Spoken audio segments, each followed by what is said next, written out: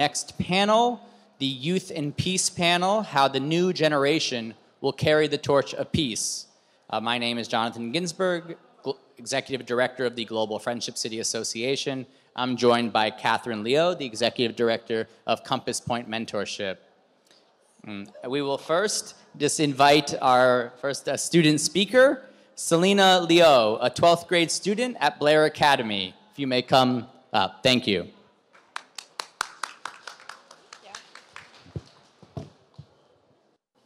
Hi everyone, my name is Selena, and in the past couple of years I've been working on a project where I've been helping a World War II veteran recover the remains of his cousin who flew for China during World War II. When I met Mr. Willett again this June at his home in Florida, he looked older.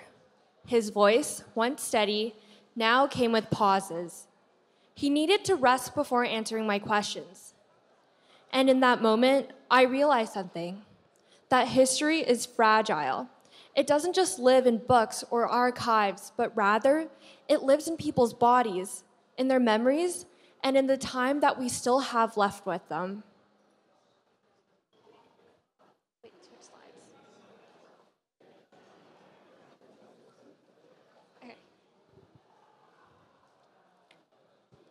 He's been searching for the remains of his cousin, Jimmy Brown, an American pilot who gave his life in support of the Chinese resistance against Japan during World War II. His mission has always been to bring Jimmy home to Chicago.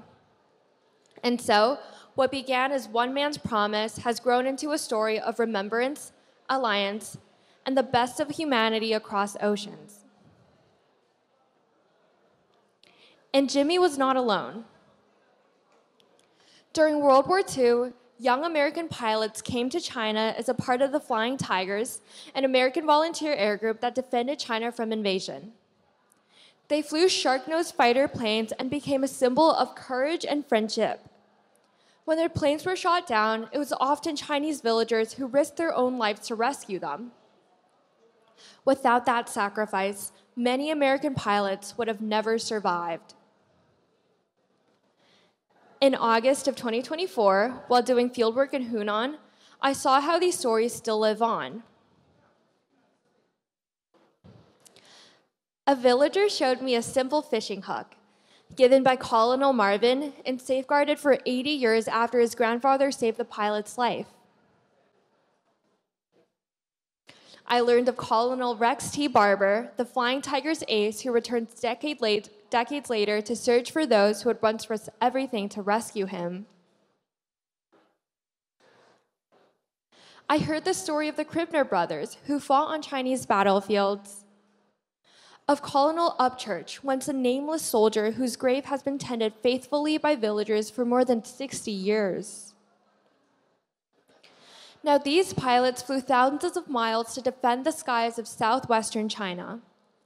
Their legacy, more than victory, represents a bond of loyalty and trust between China and the United States, a bond too often absent from textbooks or official narratives, but still alive in the families who lived it. Not all heroes are remembered by the world. Some vanish into the sky, erased by time, and yet their absence becomes its own presence, in broken trails and fragments of bones and metal and photographs and words. It is our task, generations later, to gather those fragments and to carry forward the love, courage, and truth that once lived in their souls. Jimmy flew into a storm, but as long as we continue to tell his story, his flight is not over, as he continues to fly with us, along with all the others whose memories we keep alive. Over the summer, I also worked on a documentary where I traveled to Florida, and I interviewed Mr. Willett, who is the cousin of Jimmy Brown, and we documented his 30-year search, including his motivations and his hopes for the future. And today, I'm going to premiere it here.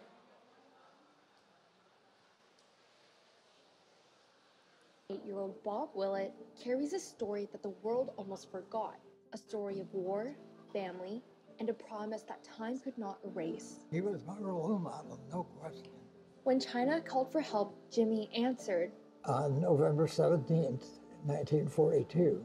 James S. Brown, an American pilot who flew dangerous missions for China during World War II, went missing. Bob has been searching for Jimmy for more than 3 decades. My hunt is over. Clayton Kuehls ventured deep into Tangshan Mountain to search for answers. Our mission has been to keep Jimmy alive in whatever form. Look at that. And I will say hello to Jimmy when I get up there. And my wife, her tombstone will be my tombstone. Jimmy's efforts still resonate with Chinese people to see how those impacts affect the future of your country and ours. Of course, it's not over.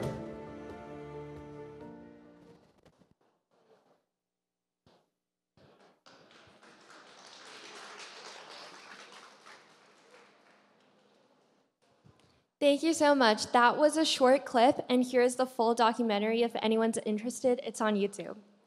So this story began way before I was born, yet in telling it, it became mine.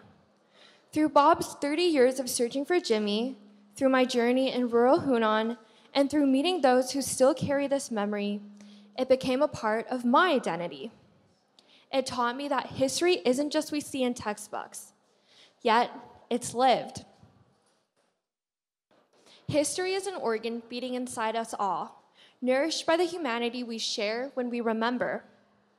By telling, I hope that this story becomes yours too.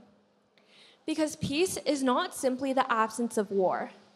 It is an active task built by remembrance worth traveling oceans, climbing mountains, and listening deeply for.